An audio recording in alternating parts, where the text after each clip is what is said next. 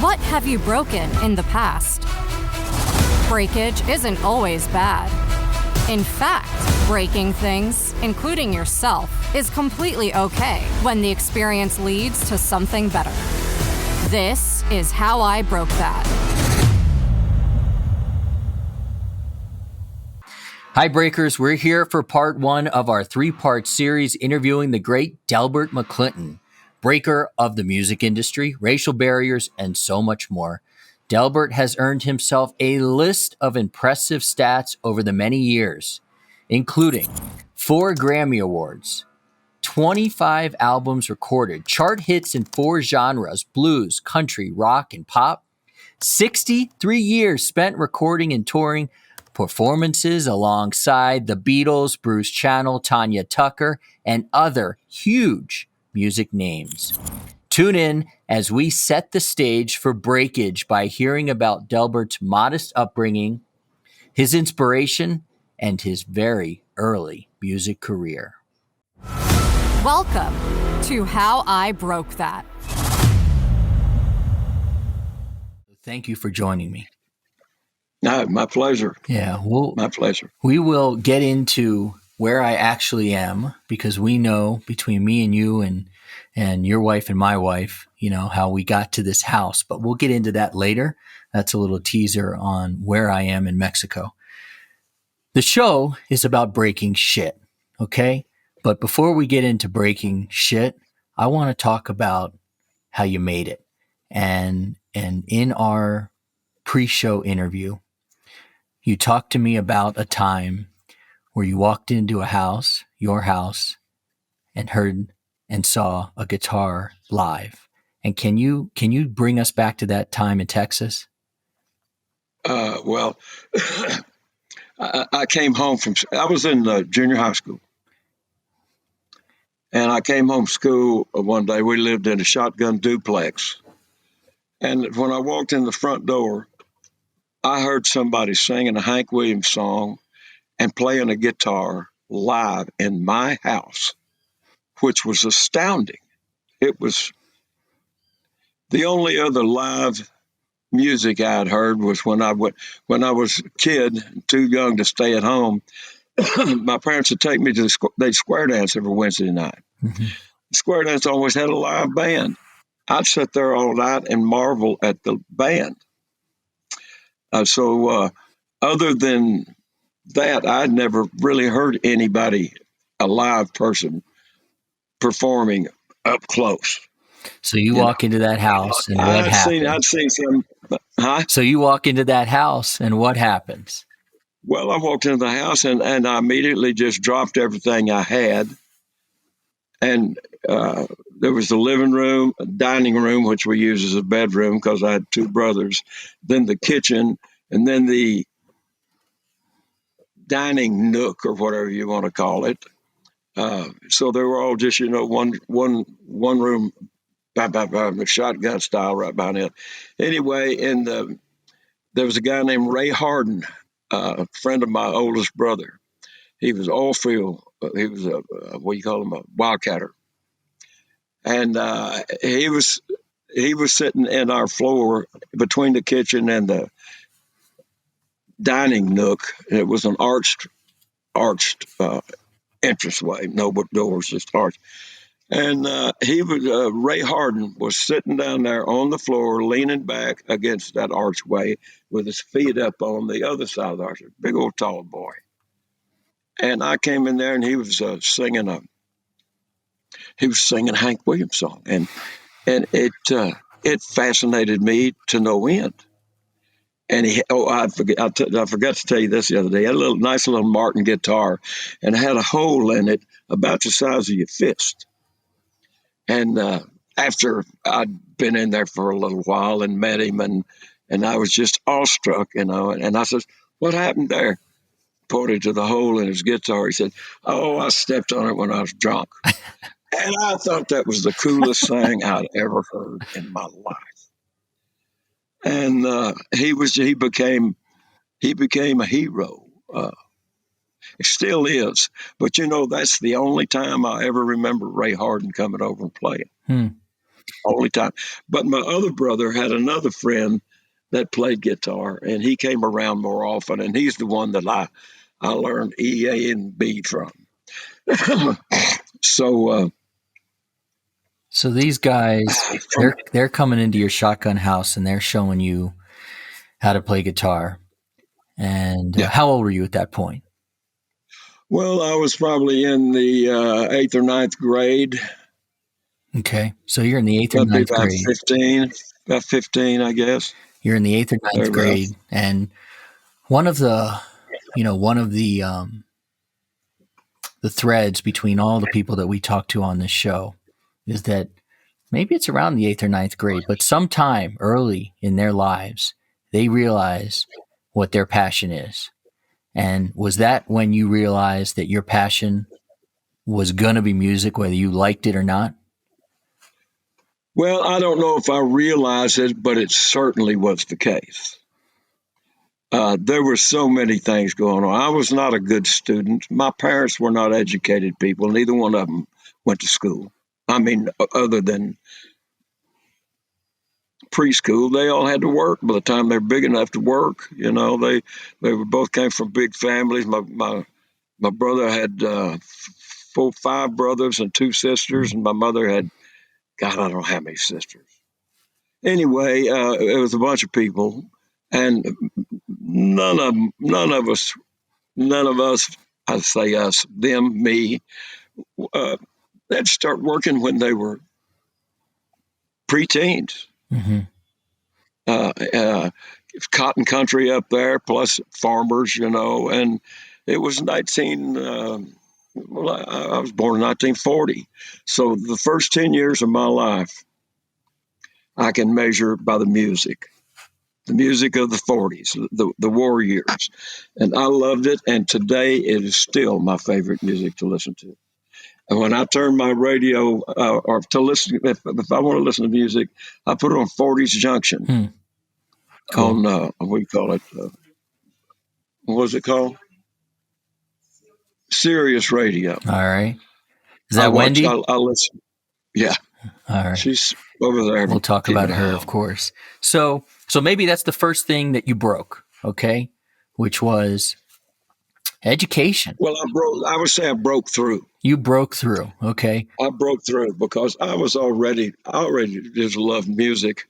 And by the time Ray Harden came to my house and played, that was all I wanted. And Ray Harden had his broken guitar that he busted when he was drunk. So that was the first break there, right? That was the first break, yeah. So, but talk about education, because again, one of the common threads here is that you don't necessarily have to take the, that straight and narrow path, and you took your own path, right? Even education. Yeah, and everybody's taking their own path today, as opposed to back then. Back then, it was you do it this way because this is the way the Bible says you do it, or this is the way And only things that most of the things that I learned in my preteens. Well, I heard a statement or read a statement somewhere. What's this? By the time you're 17, you have all of your prejudices in place. Mm-hmm. Well, by the time I was 17, I knew damn well what I wanted. And there wasn't any doubt about it. And nothing was going to break you of that. But let's go to prejudices. And I was going to save this for a couple minutes later to have this conversation, but you brought it up. And honestly, I read your book, One of the Fortunate Few. And what really stood out for me, other than, an amazing story, decades of great music, was that you didn't give a shit what color, shape, size, where anybody was from. If they could play music, you were game. And that was breaking the norms back then. Well, it wasn't even if they were playing music. I just never was. I think I told you this the other day, but the first time that I really knew or felt animosity against black people was, or maybe not, but where it was first pointed out to me publicly that blacks are different. I was I was with my mother, and as I was living in Lubbock. I moved away from there, and I was almost 11, well, just turned 11 years old. So this was 8 or 9 or 10, in J.C. Penney store, and they had two water fountains, white and colored. And I asked my mother, "What's that about?" And my answer I got was the answer you always got back in there. Oh, they're different than us. We don't, and no good answer, really. No good answer other than, well, they're different. My parents, I never knew them to be racist. If it was something that your parents had around them, it was seemingly based on your book and based on our conversations, it's something that you didn't tolerate at all. Well, it's not only didn't tolerate, and it didn't make any sense to me. The only sense it made to me was, why? Why? Why are they considered less than we are? Why? I don't get it. And I can say the same thing now. I don't get it. Yeah. I know the history of slavery in this country, and it's so bizarre when you want to think, boy, we live in the best country in the world, and it's always been the leader in right. Well, it wasn't. Yeah. Wasn't. They brought slavery to America. So, well, we're still looking for the why, we're in Well, 20. we are, and I'm not sure. I'm not sure it'll ever be answered, because the answer to it is ignorance. Simple, plain ignorance. Ignorance and just a lack of education. Neither one of my parents went to school, other than a very short time when they were big enough to work. They worked the So, farms, so then, and so take us back, okay? Take us back to Texas and take us to, you know, a white club where you're bringing in your bandmates, or the reverse. no, You went into a black club. You didn't care. no. In fact, the music that I ended up loving so much was black music, and of course, I never went honky tonking in Lubbock. I wasn't old enough. I was a preteen, Right. and so I can't speak to that live music at that time, because everything was white. Everything was white Hmm. except the blacks you see on the street. I never heard black music. Well, I did too. My mother's youngest sister lived between our house and the elementary school, and I would stop by there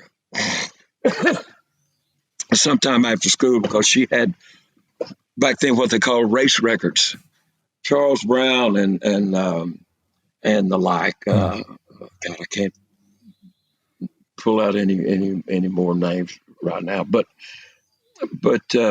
she had music that I loved to listen to, and so I heard a lot of these black artists uh, from her. I learned about a lot of them from her, because she was the one that had the records. And other than that, it was Hank Williams, Bob Wills, Lefty Frizzell, and Ernest Tubb on the radio. So Or you've been playing music since the 50s, and when this podcast, this show is really about breaking. So I had to do some of my own research and understanding better of music, and so in some of my but you research understanding what? of music, and so some of my research showed me that your music is a blend of rockabilly, rock and roll, R&B, and country. Is that about right? Yeah, I had great influence from all of that. You know, at night when I was a kid, you could get Oh, what's the name of the station? Uh, XERF Cunha, Mexico. Uh, Border station, Wolfman right? Jack. Border radio. Yeah, border station, 1,000,000 watts or whatever, just across the line into Mexico, because you couldn't have a station that big in the States. But just across the border, they had this massive station that at night you could hear it all over the country. Cool. So another kind of norm you broke here was, and you can tell us if it was, on purpose or on accident, was that you weren't going to be necessarily pigeonholed into one type of music. You were going to break the norm, and maybe this hurt you or Well, helped you, but you were in 4 different genres potentially. I never thought about it that way. I really didn't. I only thought about, I love this, uh, uh, Conjunto music, the Tex-Mex. I've heard that all my life. And Doug Somm, who was he's an unsung hero. Um, he's gone now, but he was he's my hero. He's the guy that not only was doing the same thing I was doing, he was doing it a lot better than I was, because by the time I was in my teens, uh, well, beyond my teens actually, because that's when I really became a fan of Doug Somm's. Doug Somm, if you don't know who he is, he had a big hit song years ago called "She's About to Move Her." That's Doug Somm.